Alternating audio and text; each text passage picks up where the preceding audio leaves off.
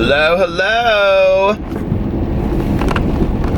Okay, so it is like 2:45 and I was like driving around listening to my audiobook, and I drove all the way up to the casino in Anderson, and I was like, I don't even feel like going in. So I was like, screw it, I am not going in tonight. And I'm listening to my audiobook, which is called The Christmas Room by Katherine Anderson. I know you guys are probably coming on here because you want to hear me tell some long story about all of the drama that happened to me today. And if you don't know what's happened to me, be thankful. And if you do, to be really honest with you, I just need a break from all of it. You know, it's like, it's been surreal, honestly. You know, I'll address it for a couple minutes. So, this really slanderous video was made about me, that was defamatory. It defamed my character, and there was no truth to anything in the video.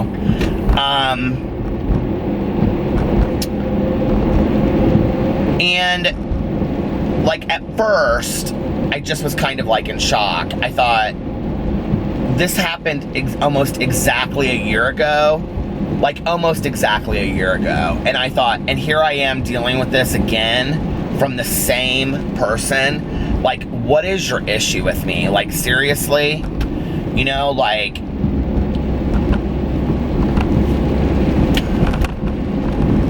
it's literally a personal vendetta, okay? Because so many people have made videos similar to mine about this person, but I'm the only person that he ever comes for. And I just was in shock. I just was like, have you ever...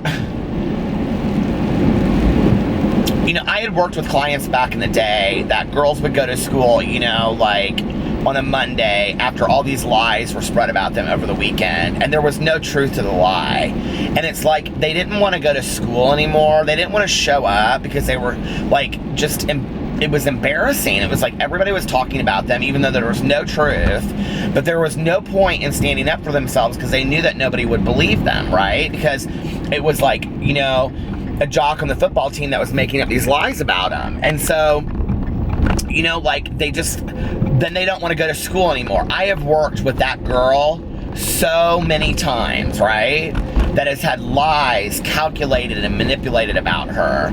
And she's like, I don't want to go to school anymore. I don't want to go to school anymore. If I can just stay out of school. And that is how I felt this morning. And it so reminded me of 12 years of being bullied from first grade to my senior year, of just not wanting to go to school, not wanting to show up.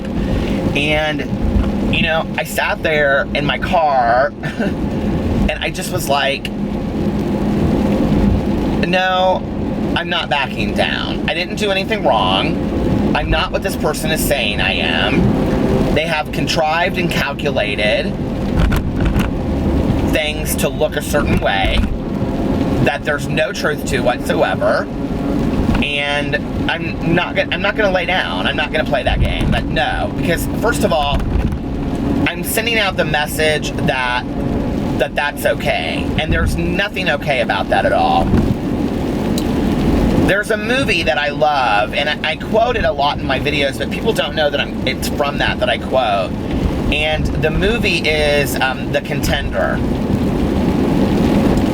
And in the movie, and I'm going to say this for anybody's questions, because people seem to continue to feel like they have a right to ask me questions about what's happened. And I said in my video, I addressed it in my on my drama channel, and I said I'm not going to address these issues because there's no truth to them. And I don't really care, honestly. Like, first of all, I just want to say, okay, I literally sat in my living room tonight, and Alex looked at me and he said, people really love you, Peter. He was like, people really, really care about you. And I was like, I know, it's amazing, you know?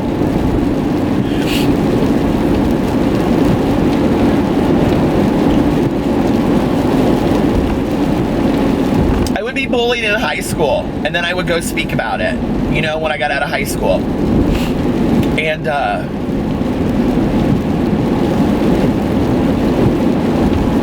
or I would get sober and I'd go speak to, and you know, my mom said to me one day, she said, I think you do such great work in life, but I just wish you didn't always have to be the teacher, you know, like, I just wish that, like, it wasn't from your lessons of life that you always had to suffer so that other people could learn. She's like, because you don't deserve it. You're a good person. And I am a good person. You know I'm a good person. The overwhelming amount of love and support that, I mean, I just sat in my car literally for an hour and just read through comment after comment after comment after comment after comment on this video. And everybody was so supportive. I have had over 20 major YouTubers contact me and thank me for making my video and standing up for myself.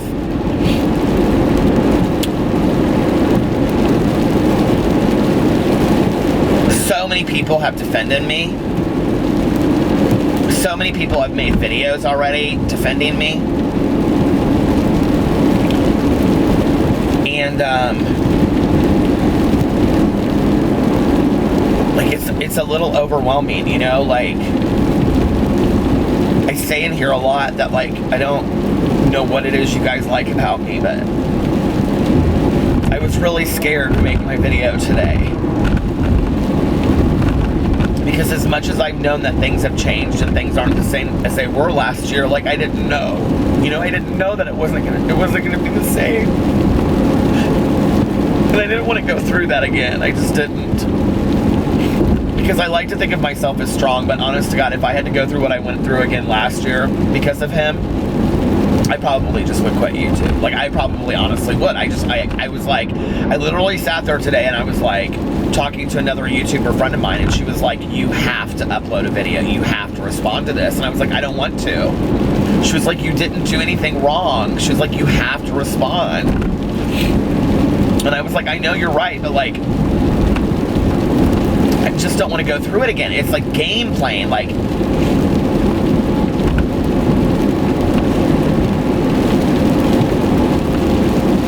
a bad picker. You know, when I was younger, I would always pick, like, the worst guys to date.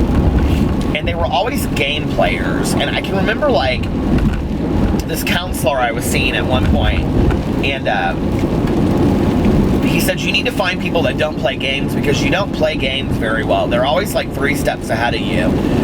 And that's how I feel. Like, I feel like he's always 3 steps ahead of me, and he knows exactly what he's going to do. And he's got this contrived group of people that are willing to support him. And so that was my fear. And to see the outcome be the other way, and to just see the mass overflowing of love and support that I received today, you know, it was amazing. It was amazing. It's like, you guys are just amazing. You guys are incredible. Like, and you know, like, I sat there today and I had to own it for a moment. I had to be like, you know what? You're a good person. You didn't do anything wrong. You're a good person. Allow them to love you. Like, sometimes I'm just like, you know, push it away. And like today I was like, allow these people to love you. Allow them to say nice things about you. You deserve it. You didn't do anything wrong. But like I've said a million times, it's like that pretty woman thing. You know, when somebody tells you something bad about yourself long enough, you start to believe it. You know, like, people have told me for a long time that I'm a piece of shit, you know? You start to believe it.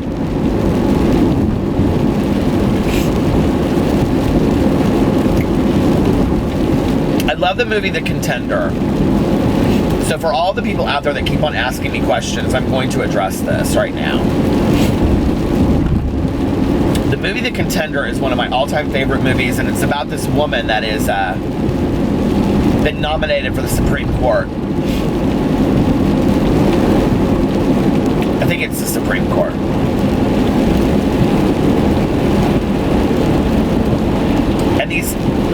allegations come out, these pictures, about this like orgy that she had when she was in college or in law school, I think, college or law school. And she has to sit in these judiciary court hearings while they pass these pictures around. And all of these men look at these naked pictures of her. And they see into her soul, and they see who she is, and they have to look at, she has to sit there while they look at these pictures, you know? She doesn't say anything.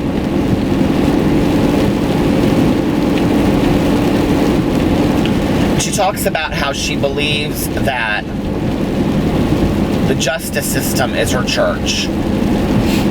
You know, that the higher court is her church. It's her religion.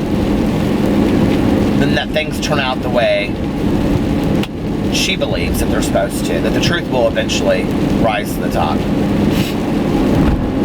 And in her speech that she gives, she never addresses the picture. Never once does she ever address. I want to make this very clear. She never once addresses the picture, okay? The allegation. She never addresses it. And people say, oh, well, it must be true because she won't address it. Oh, the picture must be true. She must have been there. She won't address it. She must have been part of this orgy because she won't address it. She won't even defend herself. And she says in her speech that principles only mean something if you stick to them when they're inconvenient. Okay, and what that means is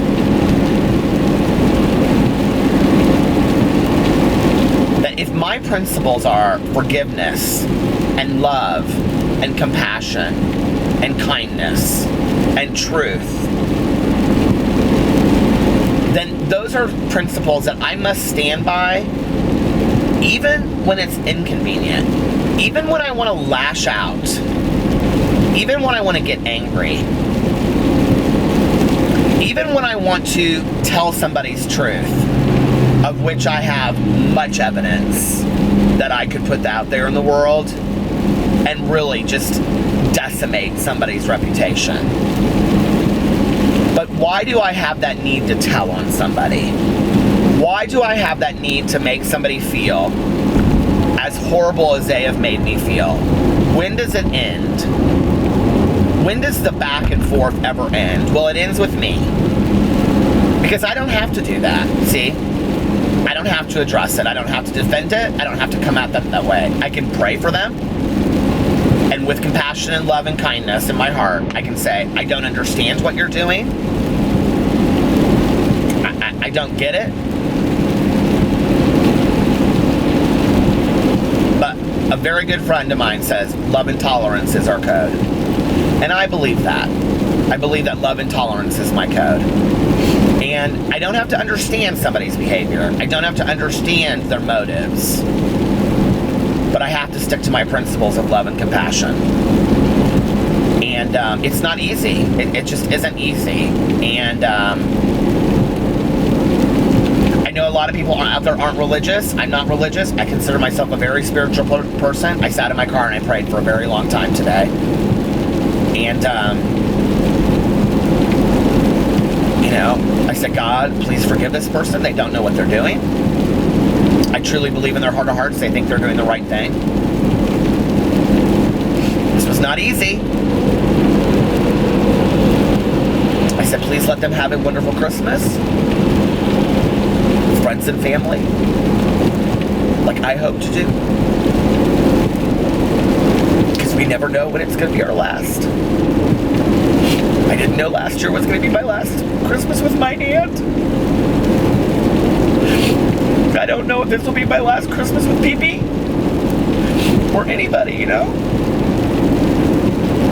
And I'm not willing to sacrifice my Christmas with my dog and my husband and my family and Alex's grandma, who's 87. I'm not willing to sacrifice that to go through what I went through again last year. So I'm just not. I'm not.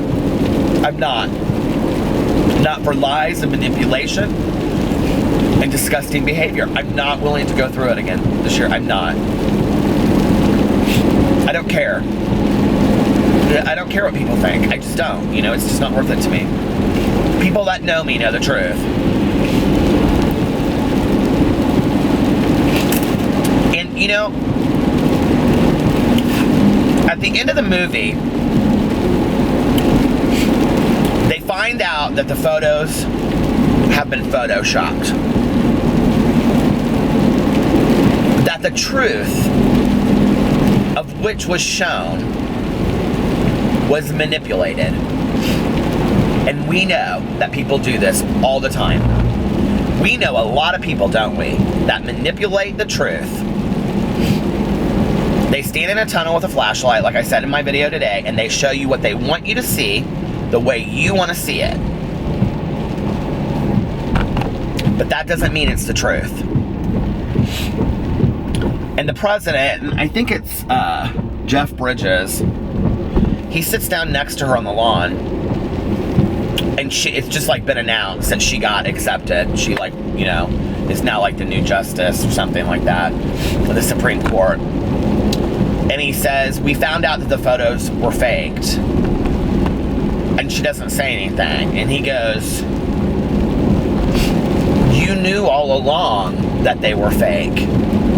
And she said, uh-huh. And he said something to the effect of, when they asked, why didn't you respond? And she said, because see, to answer indicates that it was their right to ask. It was never their right to ask. It was never their right to want to understand that situation that had nothing to do with them. Whether it was true or whether it wasn't true. Why did they think that was their right? I refuse to defend myself against lies that are concocted or manipulated or calculated. My answers will only be further calculated and manipulated, and I'm not willing to engage in that. I'm just not. I'm better than that. I've come too far. I am too educated. I bust my ass trying to be a good person on a daily basis, and I refuse to lower myself to the level of answering somebody's bullshit that they concocted. I'm not willing to do it. I'm just not.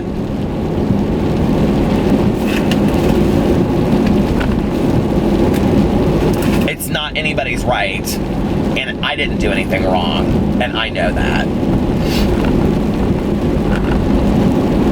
And it's disgusting, you know?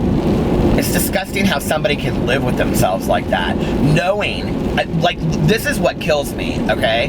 Knowing that you are putting out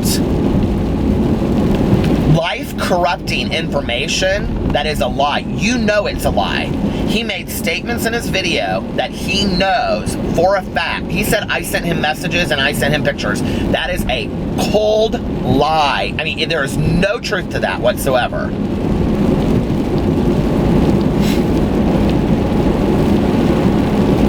Well, I've dealt with bigger people and bigger lies in my life, and I am still standing here. So, have at you, lies.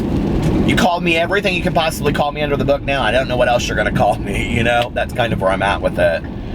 And I thought about that movie a lot today, and I thought, you know, strength comes in lots of ways, doesn't it? Strength, a lot of times, I said I wasn't going to talk about this, and then I ended up talking about this whole video. I'm sorry, you guys. But maybe it's a good lesson for you, you know? I could have got on the video and I could have debunked each thing and said this and said that and said this and said this isn't true because of this and this isn't true because of this and this is because of why and this. No, I'm not doing it. There's no truth to it.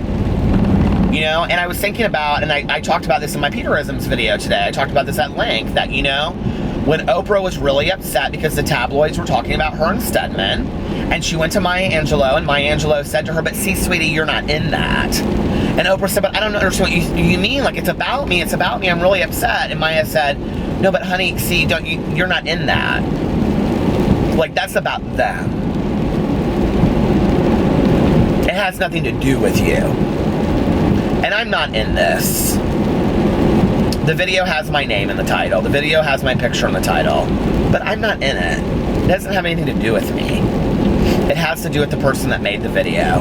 It has to do with his soul and what he needs to face in life and deal with. It doesn't have anything to do with me. So.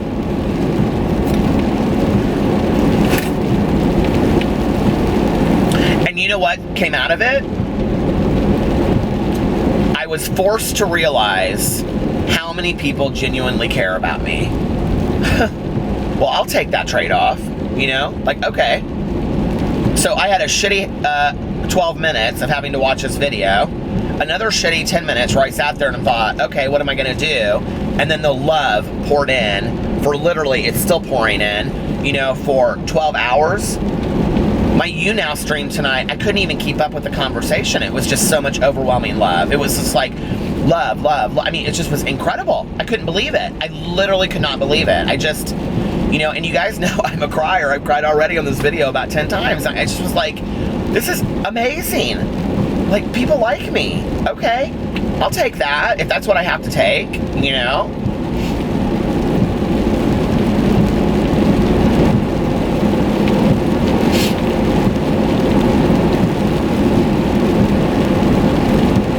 When I was growing up, I want to say this, I feel very conflicted about kids that are bullied, because I get contacted a lot and people will say to me, like, I don't know what to do, I'm being bullied in school. Or mothers will contact me and say, I don't know what to do, my child is being bullied in school. And please do not take the advice that I'm about to say, okay? But there's a part of me, you know, like, I was really raised to turn the other cheek. I was, okay? I mean, by my mother and my father. And I kind of learned this saying when I was, like, in junior high. Like, when guys would come up to me and they would, like, you know, do that. I mean, this was an everyday occurrence, you guys. I mean, literally every day, okay? I was physically and emotionally, you know, harassed at school on a daily basis, sometimes sexually harassed as well. And which was really hard to watch this video, because I had this in the pit of my stomach. It felt like I was back there again, you know, like I was so afraid. I was like, no matter what I do, like I was afraid of like how to respond, you know. And I remembered like growing up and being like that. Like, if a kid like cornered me in my locker and said, yeah, I'm gonna fucking beat your ass, what do you think about that? You know, okay, that's equal to this video being put out. I would just stand there like I didn't know what to do, you know. I was terrified. I didn't want to get my ass beat. I didn't know how to fight. I was a kid. I was a small kid, you know. I didn't understand why they didn't like me. They wanted to beat my ass because I was gay, or I acted gay, or I acted effeminate. Well, I didn't know that that was wrong. Nobody made me feel like that was wrong at home. My mom didn't, my dad didn't, nobody. They all loved me. So then I have this kid that's a foot taller than me saying he wants to kick my ass, you know? And he'd say, come on, let's go outside, I'm gonna kick your ass. And you know what I learned to say? I learned to say, there's no reason to, because you'll win. And then when the challenge was gone, they just would walk away. But they had won, you know, like they owned me then, because they knew they could either beat my ass and show the school, or everybody knew that I had just kind of like defaulted and walked away. And I felt so powerless. And that's how I felt today, you know? I felt like so powerless. And I thought, this 23-year-old kid is spreading these rumors and he's got lies about you. Horrible, horrible things I would never say about anybody in my entire life. Horrible things.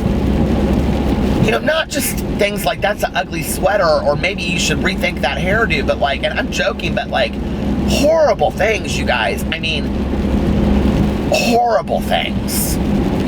I've never had anybody ever say that about me in my entire life. Not ever, not once.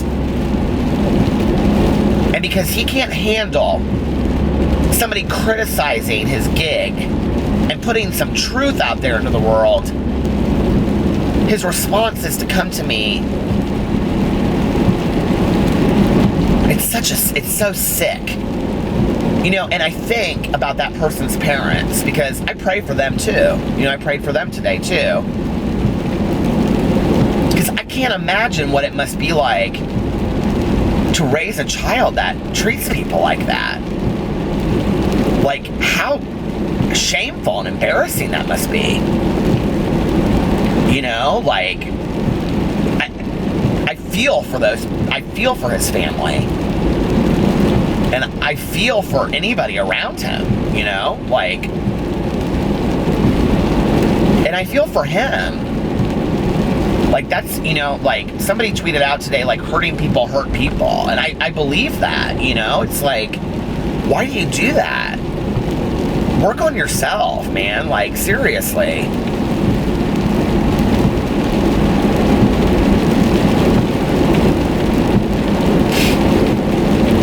It's not okay. There's nothing okay about it. Here I said I wanted to make a whole video and not even talk about this shit, and I ended up addressing it in the whole video. Oh well, it's my life.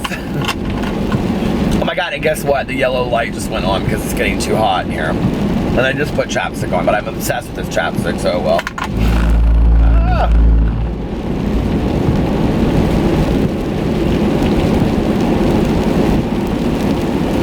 It's like flashing off and on. When it goes solid is when I need to get worried about it. So I'll go on with my life, and I'll make my videos, and I'll wait for the next move. And whenever the next move happens, I mean, I've already taken my next move on and off camera. And when the next move happens, I'll address it. And until then, I'll make my funny videos, and I'll make my book videos, and I'll make my vlogs, and I'll make my Peterism videos, and I'll move on. And I'm not going to allow it to affect my life, you know, because I'm not in that. I'm just not. And I think Oprah's pretty wise, and I think Maya Angelou's pretty wise too. I could get worse advice in life, you know?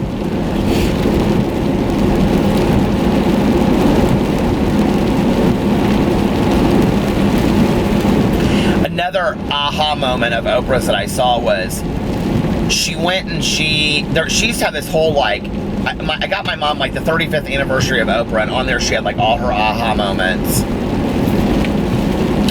And she had gone to the Illinois State Prison, and she had interviewed these women. There was like 4 of them or 5 of them in a row that had killed their infant children. I don't know if anybody remembers ever seeing this show. Like, it was horrible. Like, one of them had, like, put their child, like, in a freezer, and the other one, like, threw it against the cement wall. And Oprah, like, showed a part of the interview, and then afterwards, it, like, cut to her sitting on this couch in, like, her house. And she said, you know what was really interesting was that one of the women after the show came up to me and they said, can I ask you a question? And she said, yeah. And they said, why don't you hate us? And Oprah looked at her and said, understand you? No.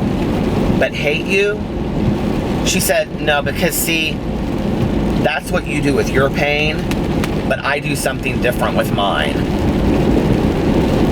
Meaning that we all respond to pain, emotional hurt, in different ways. I choose today to respond to my pain in a different way. I choose to respond to it counteractively with love and compassion and praying for the other person, spending time with my friends and family, and making me really realize the preciousness of life. That's all I can do, you know? That's all I can do. Oh my God, I'm at 29 minutes. I'm gonna stop this and I will come back in just a couple minutes. Okay, I'm back. I said I was gonna give you guys a little bit longer vlogs this week. I wanted to do something Christmassy today, you know? It kind of pisses me off. It's like, it derailed me from, I'd love to get on here, like I said, I wasn't gonna talk about it. I'd love to get on here and, like, you know, just talk about all kinds of Christmassy shit and share stories, and I don't know, maybe one person out there will learn from what I'm going through. Maybe somebody watching this video out there is in a situation where they're pushed into a corner, or they're bullied, or lies or gossip or rumors being told about them or have been told them. Let me just tell you, you're not that rumor, you're not that lie, okay? No matter how many people believe it, no matter how many people say it, you are not that lie. And you know the truth in your heart of hearts, you know?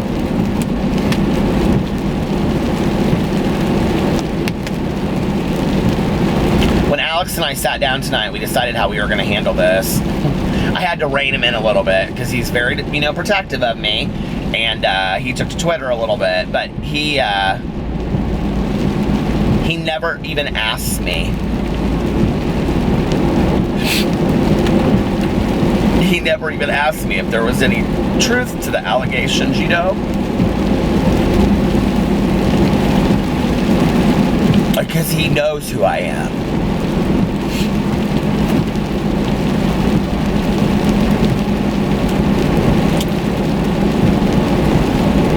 And when I had to tell my family, because I was like, you know, I don't know what's going to happen with this, like, they didn't ask.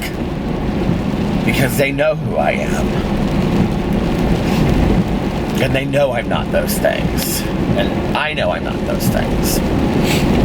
So if you're out there and somebody has spread horrible lies about you and you know they're not true,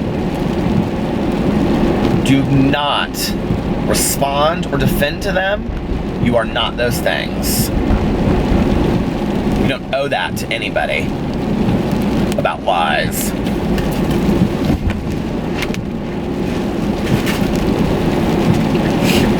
Hold your head up high and be a person of character. I'm a person of character today.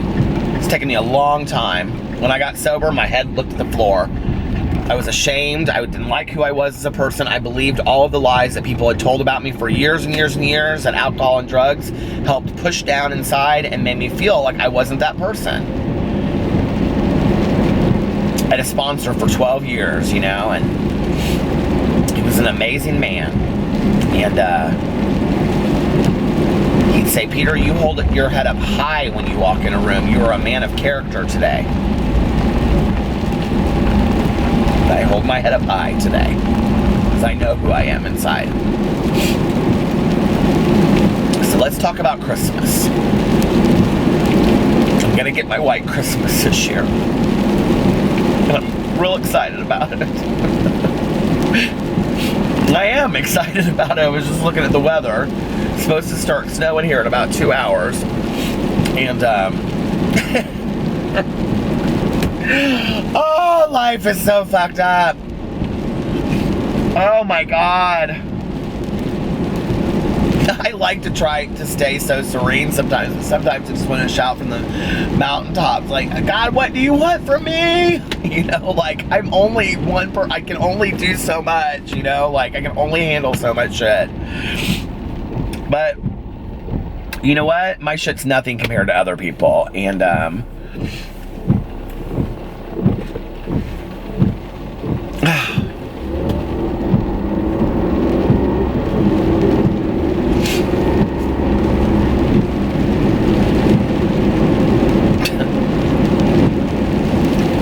so it's gonna snow. We're gonna have a white Christmas. Tomorrow, I don't have anything to do all day long, so I'm gonna watch Christmas movies.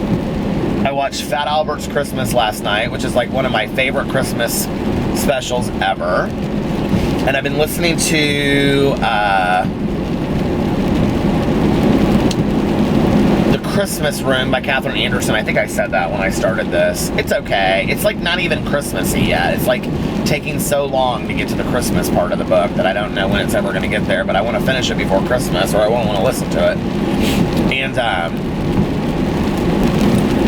I think when Christmas is over, I'll have done everything I wanted to do for Christmas this year, honestly. Like, I've read like 10 Christmas books. I just did a December book wrap-up on my BookTube channel yesterday, and I I've already read like 10 or 11 books this month already, so I've got a week and a half left. I'm gonna probably finish 3 or 4 more books. I'd like to at least last year my Goodreads goal was, I don't remember what it was, I think it was like 30 and I read 62. And I'd like to read at least 10 more than my goal, which was 60, than what I read last year. So I'd like to read at least 72 books this year. My goal was 100. I'm not going to make it, obviously. I can't read. I'm not even to 70 yet. I can't read 30 books in a week. It's just not going to... I mean, I guess I could. I could read Goosebumps or something, but I have a whole box of Goosebumps in the garage. I don't even think I have 30 Goosebumps. But I could read a couple of them and throw them in there, couldn't I, next week? Maybe I'll do that. That'd be kind of fun.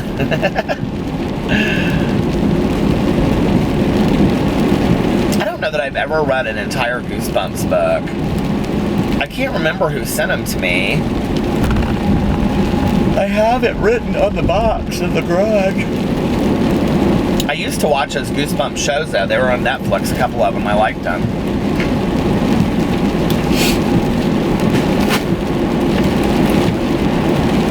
You know, I think life is like the bitter and the sweet. You know what I mean? Like,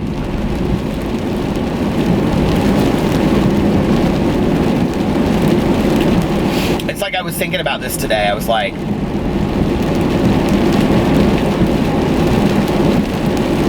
this person was like being born like the year I got sober, you know?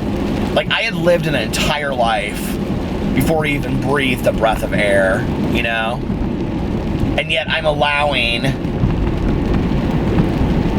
I just think of my dad at like 45, right? My dad would have tolerated this like not for one fucking second, you know? I mean, he just would not have tolerated it for 1 second. Neither would my mother, you know? And I think I channeled both of them a little bit today. I think actually I was more my dad today. You know, my dad is the person that like really combats things with compassion and love and praise for people. He's, you know, my mother spoke of it, but she could battle. My dad is really good about it, you know, like...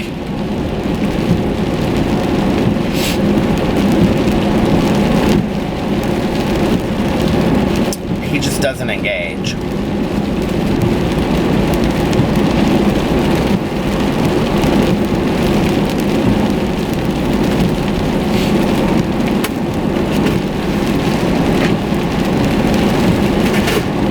This book that I'm working on, now you guys, I have taken a break for 15 minutes. I haven't put any chapstick on, so I don't want y'all to think that I just put it on 2 seconds ago because you just saw me do that. It's been actually a couple minutes, 20 minutes. In my time, not vlog time. Oh my god, I love this Sugar Plum Carmex so much. This book I'm working on about my mom is difficult. It's like...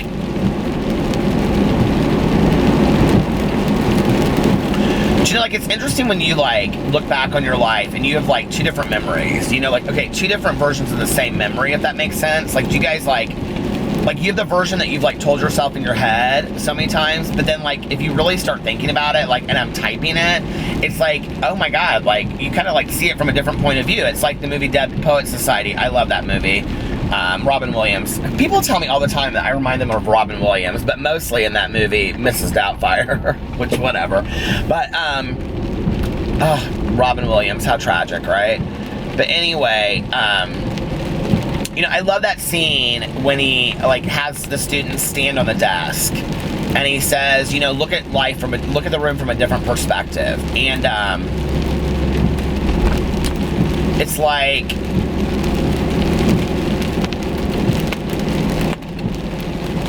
it's weird when you look back on your memories. Like, think about a memory that you have from, like, your childhood, and think about your memory of it, right? Now go and write it. And I'm telling you that it will be completely different. Like, when I type it out, it's so weird. Like, even just, like, so I'm telling this story in there. I think I actually told this story in here not too long ago about my mom, and I don't want to repeat it, and I do want to tell it on Peterisms, but about how she put us in the ditch on Christmas Eve. I just told this not too long ago, remember? And, because she had been drinking so much. And, you know, it was interesting when I was, like, writing it. I, like, remembered a lot of things that I didn't remember when I like told the story on here. Like, not huge differences, but just like I had to have been a lot younger than I was. You know, and like I thought to myself I was 8 or 9, but my dad left when I was 6, 5 and a half, 6. Yeah, 5 and a half, 6, I think. I would have been 6 when it happened. And so,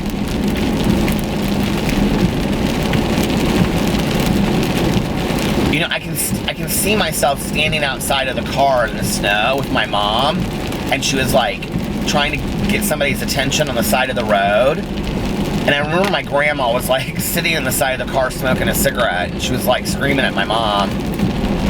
And it was like really snowing heavy. It was kind of like it is tonight. It was like that heavy like rain snow, but like this is just rain, but it was like heavy rain snow, you know? And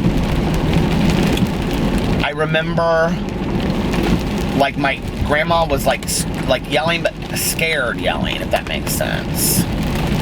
My camera is doing something funny again. This car is coming right up on me. I'm gonna turn this off for a second. Okay, that car was like scaring the shit out of me, you guys.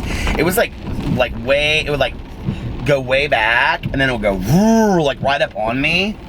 I was like, what is going on? I'm like way over by my brother-in-law's house now.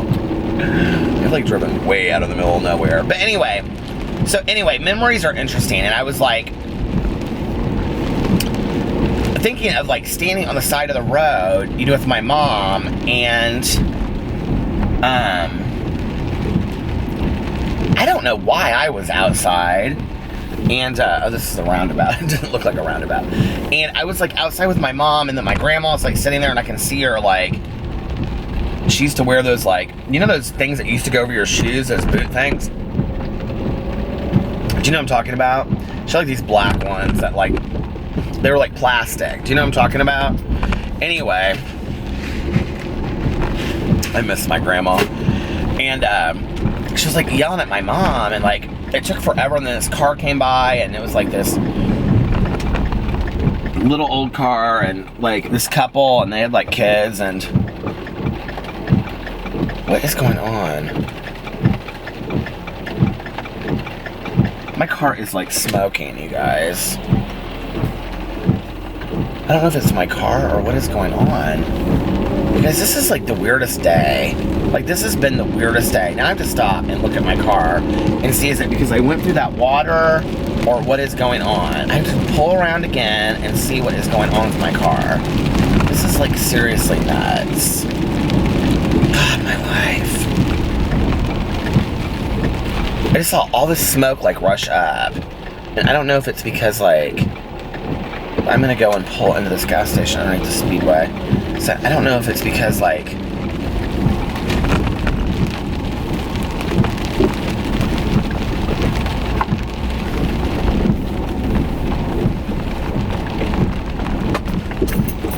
what did I just pull? Okay.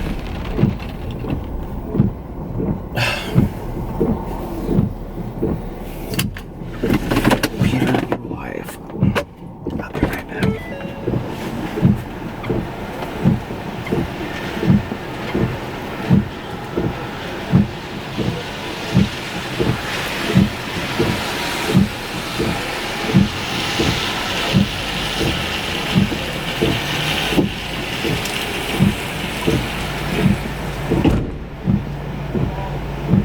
Okay, of course my camera overheated. I keep on having to turn my heat off and on, off and on. But anyway, it wasn't, nothing was smoking. It was like, I must have just gone through like, I went through like down and up this water, and it's like all this smoke rushed forward. It must have been my exhaust pipe getting wet. But anyway, obviously I'm not meant to tell this story, and I have no idea how long this vlog has gone at this point. So, but and then I remember like, I don't remember this like family dropping us off, but I remember being home and like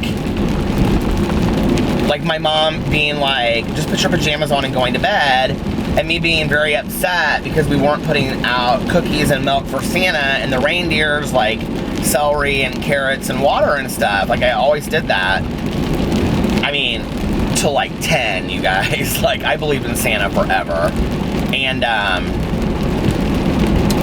I remember, like, I said something to my mom about it, and she was like, just go to bed, sweetie. She's like, just go to bed. And then my grandma's yelling at her and just like panicked, you know. And my mom's standing there, and I'll never forget, like, seeing her in the kitchen, and she's like drinking a glass of wine, standing there, and like on the phone and trying to call a tow truck to get her car towed on Christmas Eve, going into Christmas Day, which of course nobody wants to come tow a car at that time. And my mom's like, mother, I'm dealing with it, mother. That's what I remember on that Christmas Eve. But like, you know, that was a Christmas, I will tell you this, like, for my mom's entire life, she really couldn't rectify that. You know, the one thing she always felt the worst about was that Christmas. And she would always say, the Christmas I put you and Grandma in the ditch. You know, if I could take back one thing, that would be the Christmas. And,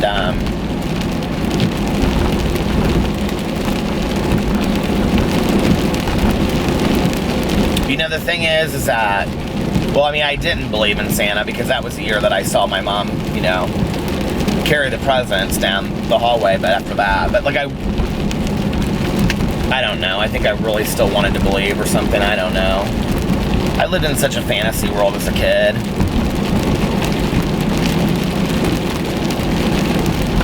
At least I kept on putting milk and cookies out for the kids. I don't know when I believed, when I didn't believe. My childhood is so blotchy. There are things that are like people will say to me, like my cousin Caroline will be like, I don't remember anything from our childhood. Your memory is like a memory of steel. And then there are other things that are just like, I don't remember shit about, you know? I remember writing 1980 on a paper in class. I would have been 8 years old. Is that not totally weird? Like, I don't know why I remember that. It was like that big lined paper. I remember writing 1980 on a paper. Like November 1980. I don't know why I remember that. But then I think memories are weird too, because it's like, well, how much do you remember and how much are pictures, you know? I one time sat and I was telling my mom about the apartment that we first lived in, and she said, honey, we moved out of that apartment when you were like 4 and a half. There's no way you could remember that apartment. And I remembered very vividly, like, every aspect of this apartment. And I told my mom, and she was like, well, maybe you remember it from pictures. But there was like a staircase in this apartment, and there's no way that I could have, there's no pictures of it.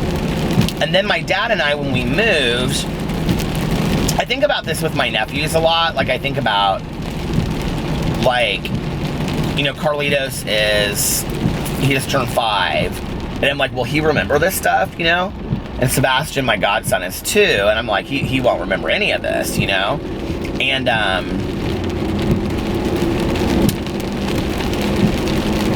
so my dad and I, when we moved into this, from the apartment to the house, he rented like a U-Haul just to start taking some of our stuff over. And I remember we got those like beef jerkies and root beers. And my dad said that we were Big Jim and Little Jim, is what he called us. And that we were truck drivers. I'll never forget that.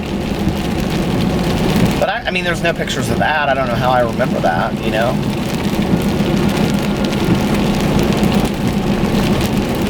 Memories are a strange thing.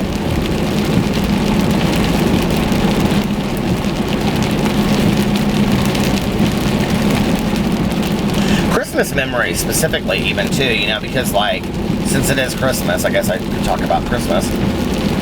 Like, our Christmases were so similar year after year, like, always like what we did, that, and honestly, like, other than the drinking, and my whole family drank, like, I had very magical Christmases, you know, like, everybody got dressed up, the food was delicious, it was very dressy, it was very nice, you know, Christmas Day was just joyful and wonderful.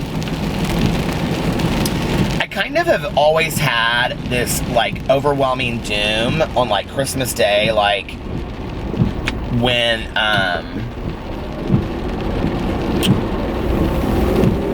everything's done. And I, you know, I think, like, I tried to trace it back, and when I trace it back, it goes, I think, to... I just can remember everybody leaving, you know, and it being just me and my mom. And me being like, with me and my mom and my toys, and just being very lonely.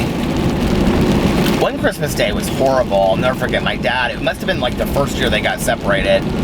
He came for Christmas for me, I guess. And my mom got very intoxicated. And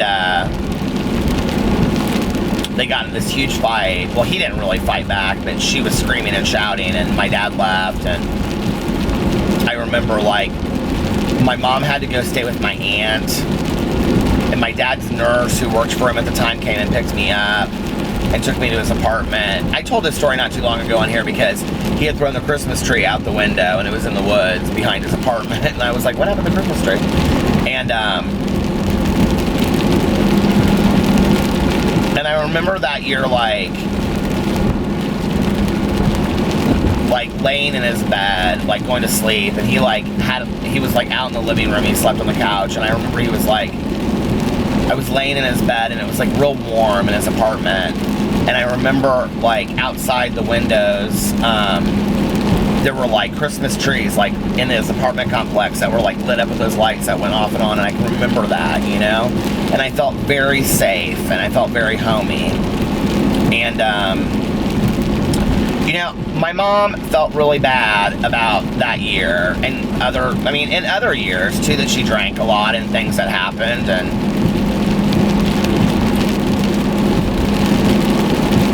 I never thought my mom would get sober. Like, if you had ever said to me, your mom will get sober one day, I would have been like, no, that's never gonna happen. That's total bullshit, right? And the fact that she ended up getting sober is just like crazy to me. Like, I still look back on it sometimes, and I'm like, I remember my mother now. This is what's crazy about it, okay? So my mom got sober at 51, and I was just like 2 weeks short of 23. She got sober 6 months after I did. I don't remember, like, okay, the mom I remember is a sober mom. Like, I don't mean like talking about recovery and talking, which we did. I don't mean that. I just mean, I don't remember a mom who I didn't trust, who I didn't know if she would be drunk, who I couldn't stand the smell of her breath because it smelled like perfume and wine or perfume and vodka. You know, a mom that, like, always looked bloated. A mom that, like,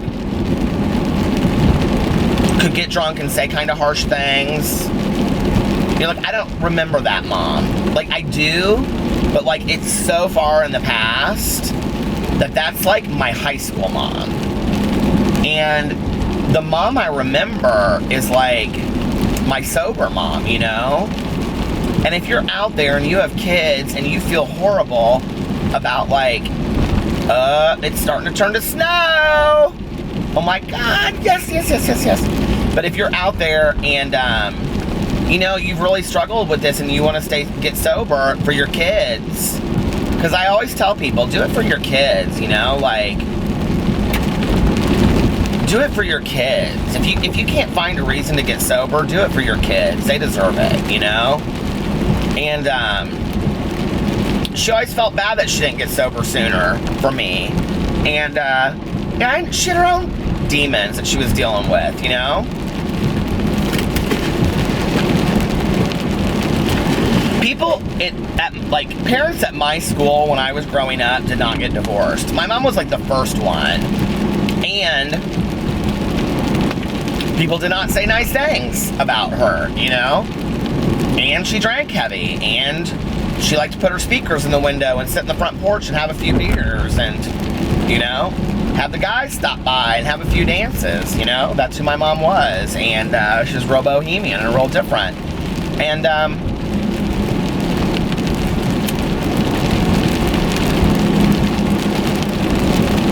I think she did the best she could, you know? She did the best she could.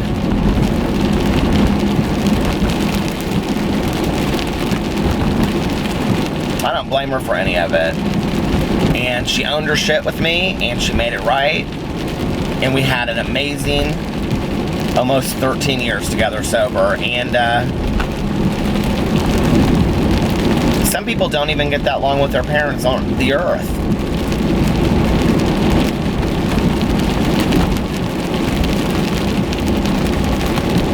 One of the things I miss about Christmas with my mom is that we would go to my aunt's house on Christmas Eve, you know, and I would come and pick her up, and then we would go over there, and my mom and I were both night owls, and we wouldn't have to be over at my aunt and uncle's house till like 2 or 3 in the afternoon. And this is like Thanksgiving was like this too, and so we would like go over there, and then we would like come back to our house and like make coffee and sit around, and we would like talk about all the things that had happened that night and all the stories and all the funny things, you know. We would like sit there and drink coffee and tell funny stories and just laugh and kind of recap the whole night, you know. Or we would take a walk, sober walks. I was thinking about that with Pee-Pee today, you know. It's like, for the last 4 or 5 years, I've said that I was going to start, like, when it was nice outside, start walking Pee-Pee, you know, like, he likes taking walks, and, he likes to walk down the street and meet the other dogs. He's real social. And, I've said that for 4 or 5 years, you know, like, okay, Pee-Pee, this spring, I'm going to take you on all these walks. We're going to go on a walk every night. And I looked at him tonight, and I thought you might not make it to spring, you know? And I let you down, and he doesn't like to go out for very long anymore, you know? He doesn't like to go out in the cold. He's older, and he doesn't feel great,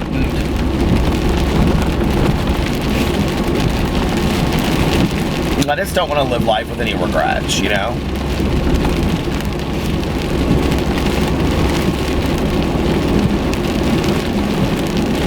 And I want to live my life with compassion in my heart. And I want to live my life being the best version of myself that I can be. And,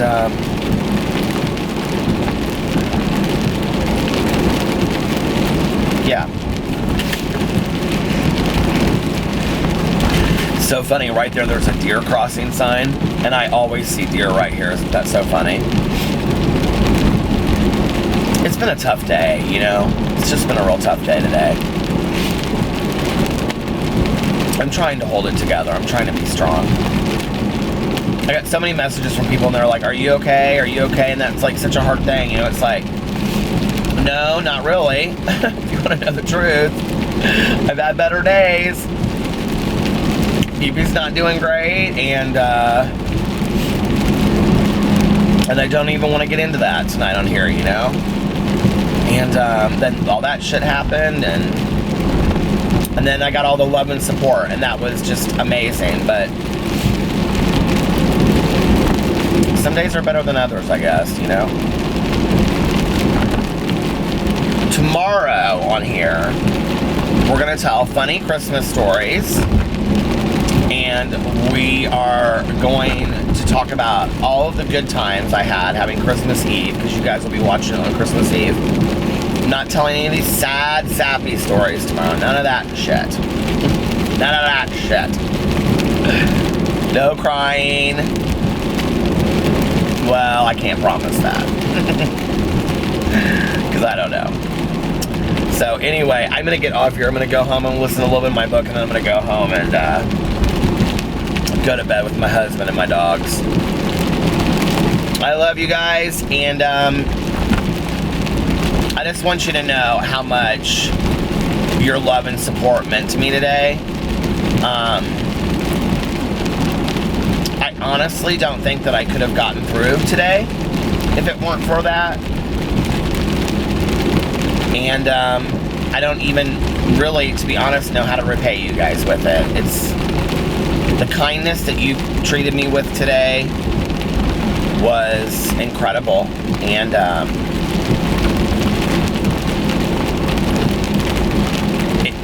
if I can say anything about it, what I will say is I see a lot of negative in the world, and I see a lot of nastiness, I see a lot of ugliness, and I see a lot of cruelty. But the way that people treated me today instilled in me a hope that we can still be okay. That, you know, like, there's still hope for all of us out there. That we can come together, you know, and be positive together. Because I believe in that. I really, really do, you know. So, go get your Christmas shopping done. You got one day left. And I will see you guys tomorrow. Bye.